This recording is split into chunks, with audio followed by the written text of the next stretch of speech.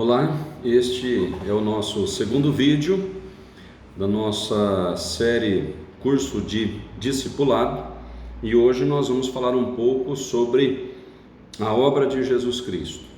Para que é que Jesus veio ao mundo?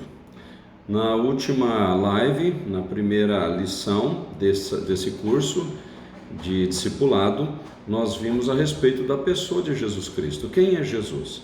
Jesus, ele é 100% Deus, 100% homem.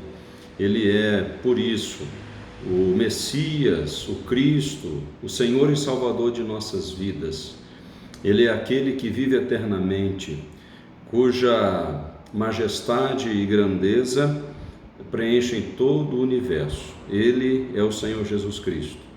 Mas para que Jesus teve que vir a este nosso planeta, a essa nossa terra? Por que ele teve que tomar a nossa forma humana? Por que ele teve que se encarnar?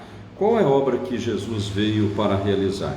Ele veio apenas para trazer bons ensinamentos, apenas para ser um modelo a ser seguido, apenas para efetuar curas, milagres? Ele fez tudo isso e ele sim é o nosso modelo de vida. E é claro que não atingimos esse modelo pelos nossos próprios méritos, é claro.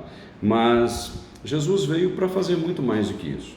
Jesus veio para morrer, Jesus veio para ressuscitar e Jesus veio para ser assunto ao céu. Então nós vamos falar sobre isso na nossa live de hoje, nesta segunda lição do nosso curso de discipulado, tá ok? Então vamos lá, sem delongas, vamos falar sobre a morte de Jesus primeiramente. Quando o anjo revelou a José a proximidade do nascimento de Jesus, que objetivo ele disse que Jesus teria ao vir ao mundo? Está aqui no Evangelho de Mateus, no capítulo 1, verso 21, que está escrito assim: o anjo disse para José, ela dará à luz um filho. Então o anjo está falando a José a respeito de Maria. Ela dará à luz um filho e lhe porás o nome de Jesus, porque ele salvará o seu povo dos pecados deles. Então quando Jesus está quando Maria fica grávida do Espírito Santo, Deus envia um anjo para informar a José o que é que estava acontecendo, para que José não deixasse Maria.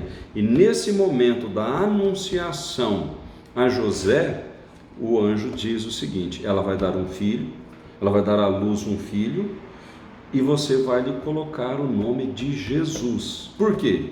Porque ele vai salvar o povo dos pecados deles. O Salvador, o Messias. Então aqui ele recebeu o nome de Jesus porque ele era o Cristo, o Messias, o Salvador.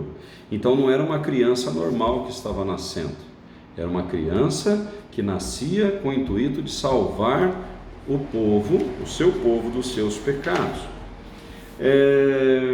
Com quem Jesus falava acerca da proximidade de seu sofrimento, morte e ressurreição, no texto de Mateus 16, 21, que diz assim: desse tempo começou Jesus Cristo a mostrar a seus discípulos. Então Jesus estava falando com os seus discípulos acerca do que ele iria passar. Então, de que era necessário seguir para Jerusalém e sofrer muitas coisas dos anciãos, dos principais sacerdotes e dos escribas, ser morto e ressuscitar ao terceiro dia. Ser morto, ressuscitar ao terceiro dia. Então Jesus estava falando para os discípulos a respeito do que iria acontecer com ele. Antes que acontecesse, ele estava dizendo: olha, eu preciso ir para Jerusalém, é necessário que eu vá para Jerusalém, eu vou sofrer muitas coisas da liderança do povo, eu vou ser morto, mas eu vou ressuscitar ao terceiro dia. Naquele momento, então, os discípulos ainda não estavam entendendo, mas Jesus estava dizendo claramente o que iria acontecer. Em Mateus 7,26, que tipo de morte o governador Pilatos sentenciou a Jesus? Então está escrito aqui em Mateus 27,26. Então Pilatos lhe soltou Barrabás e, após haver açoitado a Jesus, entregou-o para ser crucificado. E sabe quem é que foi crucificado ao lado de Jesus? Então Mateus 27,38 diz que ao seu lado foram crucificados 2 ladrões, um à sua direita e um outro à sua esquerda. Mas sabe, essa morte tão horrenda e cruel que Jesus passou, a crucificação, sendo contado com os malfeitores, como se ele fosse um. E Jesus não teve pecado algum, né? Ele não foi crucificado por pecados cometidos, por crimes cometidos. Ele foi crucificado como prova de amor, como uma providência de amor. É isso que diz em Romanos 5,8, que está escrito assim: mas Deus prova o seu próprio amor para conosco pelo fato de ter Cristo morrido por nós, sendo nós ainda pecadores. Então Jesus ele morre por nós na cruz como prova de amor. A prova do amor de Deus Pai é Cristo ter vindo morrer por nós. Nós éramos ainda pecadores, nós não o amávamos, né? Nós passamos a amá-lo, conforme depois Paulo vai dizer, que o amor de Cristo nos constrange. Esse amor de Jesus, que o levou até a cruz, é um amor poderoso. Nas palavras do pastor Glênio Paranaguá, é um amor furioso, a ponto de alguém, que é este Deus, Jesus, deixar a glória dos céus, vir até nós, tomar a forma humana, se humilhar, tomando a nossa humanidade, onde já se viu Deus usando fraldas, onde já se viu Deus se tornando um bebezinho, uma criança tem que ser carregada no colo, um Deus que toma a nossa humanidade, como nós vimos na semana passada, nós vendo a sua humanidade, ele sentia fome, ele tinha sede, ele sentia dor.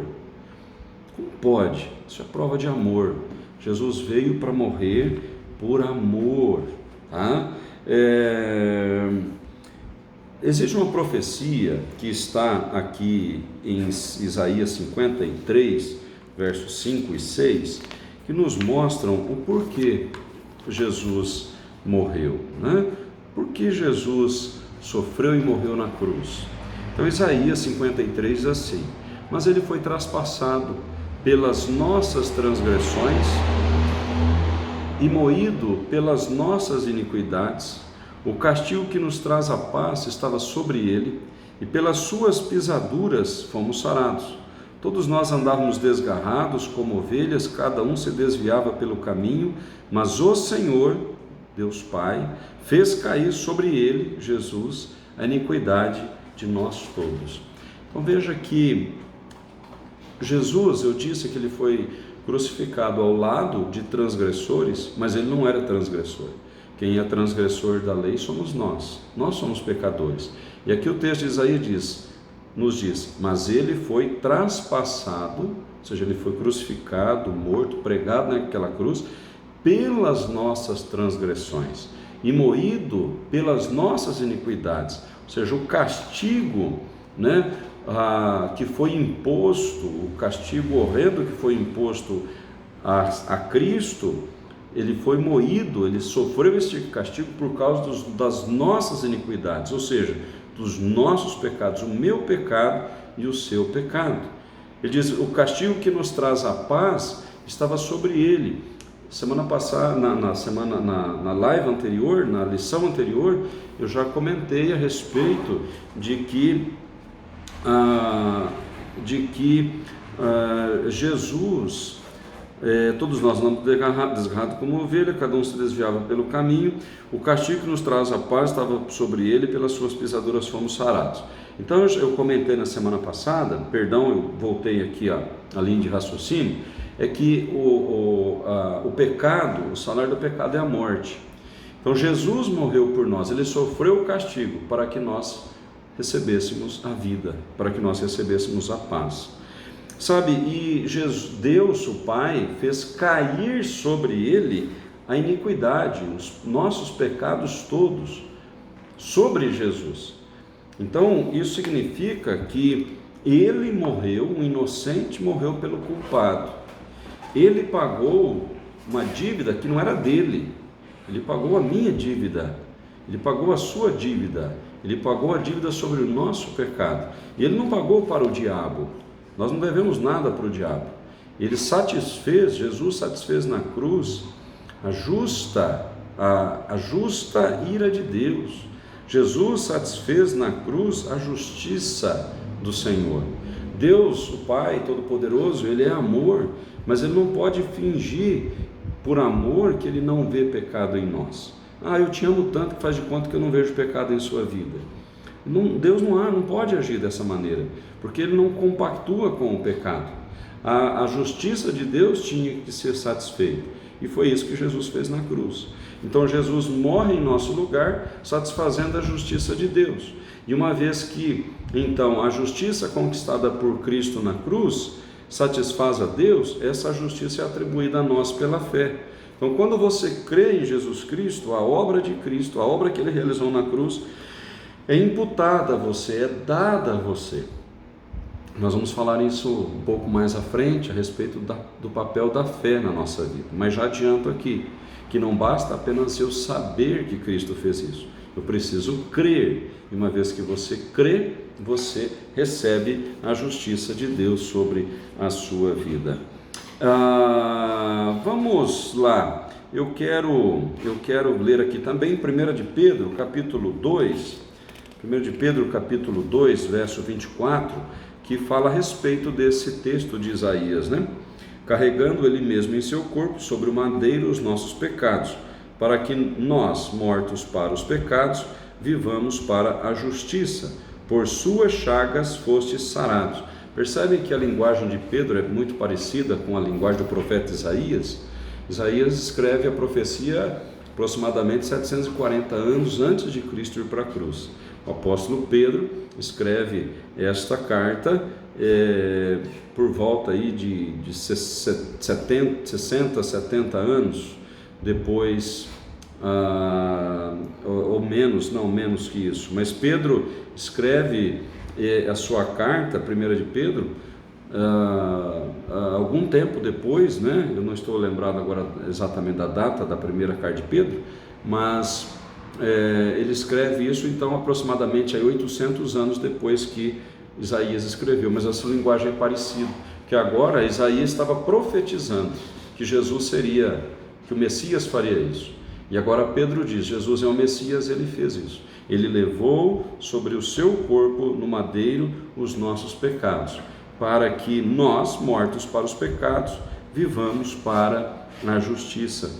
Pelas suas chagas fostes sarados. Nós somos curados, sarados de nossos pecados, perdoados de nossos pecados pelo sofrimento vicário de Cristo na cruz. O que significa vicário, pastor? Vicário é um sofrimento substitutivo, né? Ele morreu em lugar de outro. Isso é um sacrifício, um sofrimento vicário.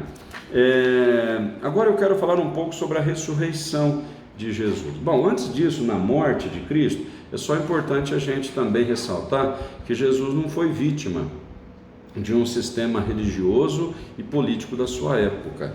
Ele não foi esse sistema político e religioso da sua época foi quem o condenou, mas eles foram responsáveis pelas suas ações. Mas Cristo, ele entregou a sua vida. Ele não foi preso porque foi feita uma grande investigação, um grande complô e prenderam Jesus. Ele foi preso e morto, né, crucificado, morto, porque ele deu a sua vida. E ele mesmo diz isso: ninguém tira a minha vida de mim, eu voluntariamente a dou. Então veja que Jesus morreu por mim e por você voluntariamente, prova de amor. Mas Jesus morreu e ficou preso à sepultura. Uma das grandes coisas maravilhosas do cristianismo, o que difere o cristianismo de todas as religiões do mundo, é que em todas as religiões do mundo, os seus mestres que puderam ter grandes ensinamentos, influência poderosa, exercer poder por um vasto extensão, mas todos eles, os seus sepulcros estão aí, os seus restos mortais estão aí até o dia de hoje. Jesus Cristo não, ele venceu a morte, ele ressuscitou, e nós temos aqui o testemunho disso, né? Ele mesmo fala a respeito da sua própria morte, quando ele diz em João, no Evangelho de João, capítulo 2, verso 18 a 23, está escrito assim: perguntaram-lhe, pois, os judeus: que sinal nos mostras para fazeres estas coisas? Jesus lhes respondeu: destruí este santuário, e em 3 dias o reconstruirei. Replicaram os judeus: em 46 anos foi edificado este santuário, e tu em 3 dias o levantarás? Ele, porém, se referia ao santuário do seu corpo. Quando, pois, Jesus ressuscitou dentre os mortos, lembraram-se os seus discípulos de que ele dissera isto, e creram na palavra de Jesus. Então, olha aqui, Evangelho de João, capítulo 2, no início do Evangelho, nós temos este relato, que os discípulos falam a respeito do edifício, né, do templo, o templo de Salomão, que fora destruído e depois reerguido, o templo de Neemias, ampliado, o templo de Herodes, e aí um grande templo ali em Jerusalém. Jesus chegou: olha, eu vou destruir esse templo, em 3 dias vou reconstruir. Mas como pode isso? E aí Jesus estava falando a respeito dele, o templo físico representava a Jesus, mostrava, apontava para Cristo. E aí Jesus está dizendo, então, esse santuário vai ser destruído, ou seja, está falando a respeito da sua morte, mas em 3 dias eu vou reconstruir. Está falando a respeito da sua ressurreição. E quando Jesus ressuscitou, os discípulos lembraram e creram na palavra de Jesus, porque Jesus já tinha dito antes de acontecer o que iria de fato acontecer. No discurso de Pedro, perto do templo, registrado em Atos 3, o que ele proclamou no verso 15. Então Pedro proclamou o seguinte: dessarte, matastes o autor da vida, a quem Deus ressuscitou dentre os mortos, do que nós somos testemunhas. Então Pedro está dizendo o quê? Vocês, mataram o autor da vida. Então é claro que por isso que Jesus era 100% homem, porque 100% Deus, como Deus ele não poderia morrer, mas mataram a Jesus como homem, sua humanidade, mas Deus o ressuscitou dentre os mortos. E aí Pedro diz: nós somos testemunhas disso, nós vimos, nós estivemos com ele depois da sua ressurreição. Ele não está morto, ele está vivo. Foi essa mensagem que o anjo deu a Maria e às demais mulheres que foram ao sepulcro para embalsamarem o corpo de Jesus no primeiro dia da semana, no domingo pela manhã, a partir das 6 horas da manhã. E ali os discípulos falaram: ele não está aqui, vede o lugar onde jazia, ele está vivo. Por que vocês estão procurando entre os mortos o que vive? Jesus está vivo. Atos 4,33 diz: com grande poder os apóstolos davam testemunho da ressurreição do Senhor Jesus, e em todos eles havia abundante graça.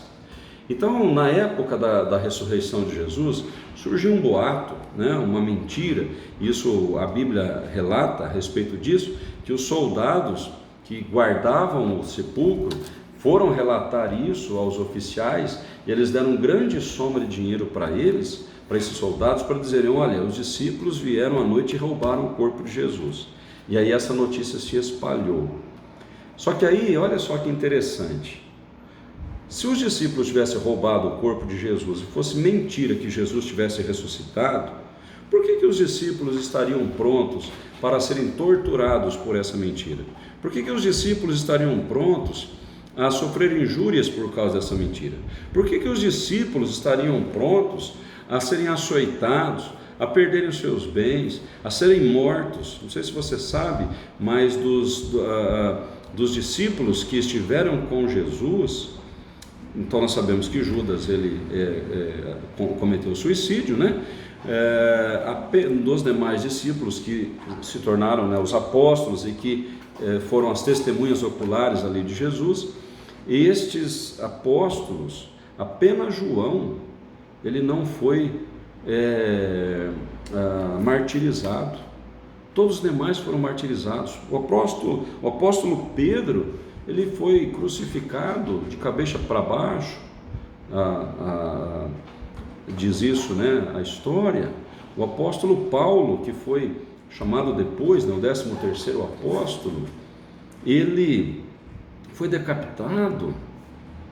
Então será que os apóstolos iriam sofrer tanto por conta de uma mentira?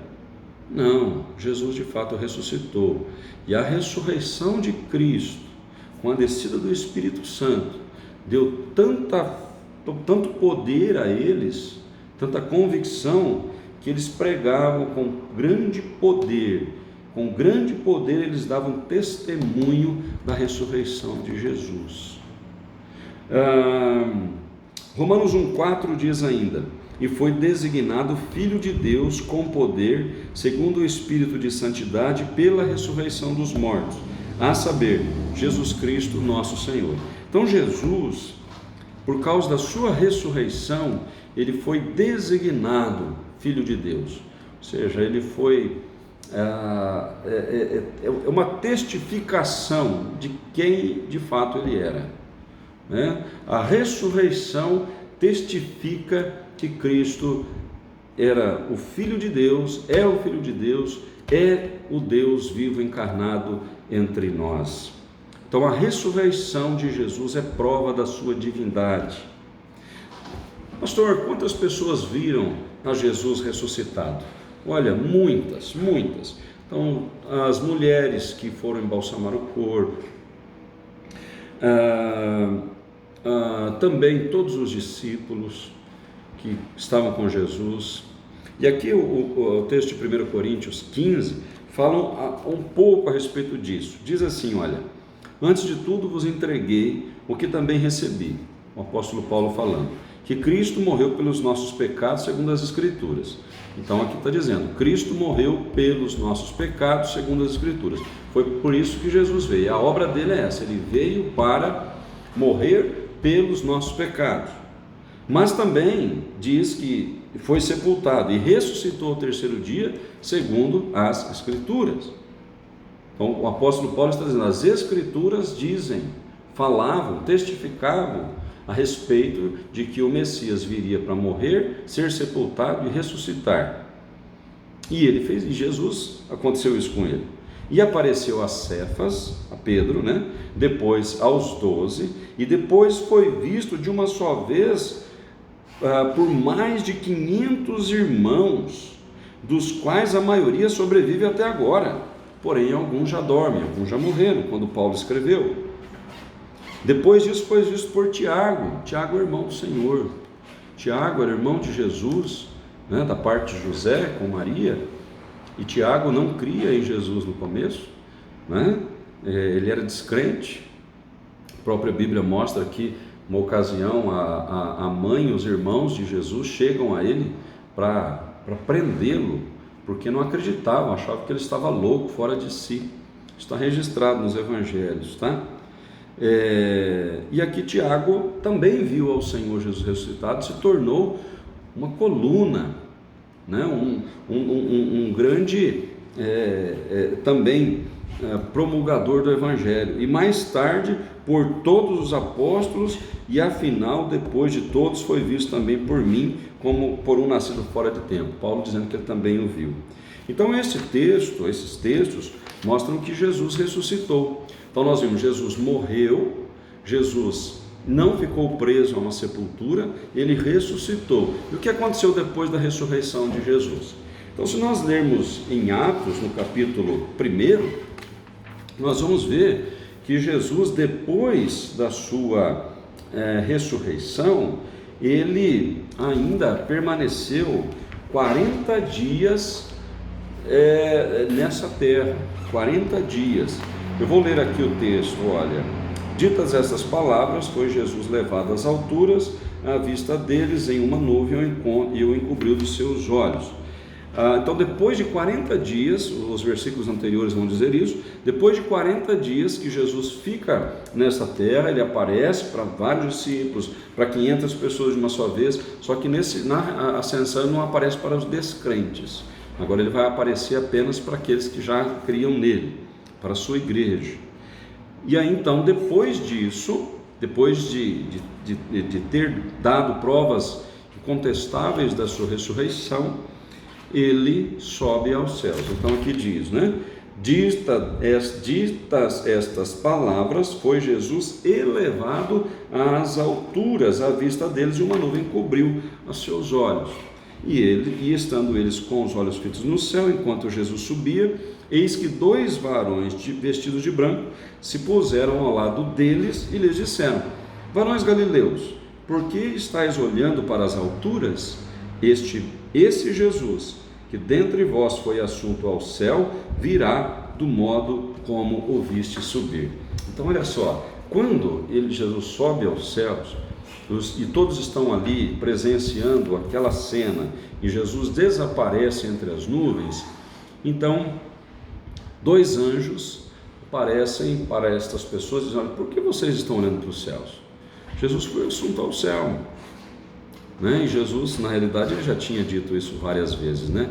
Ele diz, por exemplo, em João, no capítulo 16, Evangelho de João, capítulo 16, que ele precisava ir, né, voltar ao Pai, para que o Espírito Santo, o Consolador, viesse. Tá certo? Então, isso acontece tudo segundo as Escrituras. E uma promessa, não uma promessa, mas uma constatação, já um alerta, já a afirmação: este Jesus que subiu aos céus virá do mesmo modo que o viste subir. Então Jesus voltará a terceira vez, uma segunda vez. Ele veio a primeira vez, morreu, ressuscitou e subiu aos céus. A segunda vinda de Cristo será no final dos tempos, na consumação dos séculos, para dar fim à presente era e iniciar então a era da eternidade, certo? O que Jesus foi fazer ao céu? Então João 14 diz assim: Jesus falou: não se turbe o vosso coração, credes em Deus, crede também em mim. Na casa do meu Pai há muitas moradas, se não fosse assim eu vou teria dito, pois vou preparar-vos lugar, e quando eu for, eu voltarei para vos buscar, para que onde eu estiver, vós estejais também. Então Jesus está dizendo o seguinte: olha, eu vou preparar lugar para vocês, né? Então Jesus, ele também foi ao céu, como Efésios 1, 18 a 23 diz, para se assentar, né? Para se assentar acima, né? Se assentar ao lado da destra de Deus, tá? Acima de todo principado e potestade e poder e domínio e de todo nome que se possa referir, não só no presente século, mas também no vindouro, e pôs todas as coisas debaixo dos pés, para ser o cabeça sobre todas as coisas, e o deu à igreja. Então Jesus, na sua ascensão, ele volta ao céu, de onde ele saiu, ele volta ao céu para reassumir o seu lugar, uma vez conquistada a vitória sobre a morte, sobre principados e potestades. Então por isso que Jesus volta ao céu. Ele volta ao céu para dizer, né, ele disse na cruz: está consumado. Mas quando ele volta ao céu, quando ele chega ao céu, ele se assenta à destra de Deus Pai Todo-Poderoso, e ele então, todas as coisas são colocadas debaixo de seus pés. Ou seja, ele é o Senhor absoluto de todo o universo, de toda a história. Então esse é Jesus Cristo. Jesus morreu, ressuscitou e ascendeu aos céus. Esta é a obra de Cristo, a obra completa. Tudo isso ele fez por amor a você e a mim, por amor, para nos conceder salvação. E aqui Jesus disse, essa palavra eu encerro a nossa lição de hoje. Credes em Deus, credes também em mim. Na casa de meu Pai há muitas moradas. Nós precisamos crer nesta obra que Jesus realizou na cruz. Se você está vendo estas lives, se você está fazendo esse curso discipulado, é porque você tem interesse em saber quem é Jesus, você tem interesse em saber a respeito de salvação. Então aqui está. Jesus é 100% Deus, 100% homem, Ele é Senhor, Ele é Salvador e Ele morreu, venceu a morte, ressuscitou, está à destra de Deus e Ele vai voltar um dia ainda. O que nós precisamos fazer? O que você precisa fazer? Creia no Senhor Jesus Cristo, nessa obra de amor realizada por ti. Que Deus o abençoe, não perca a próxima lição, será a lição número 3, nós vamos conversar mais especificamente sobre a questão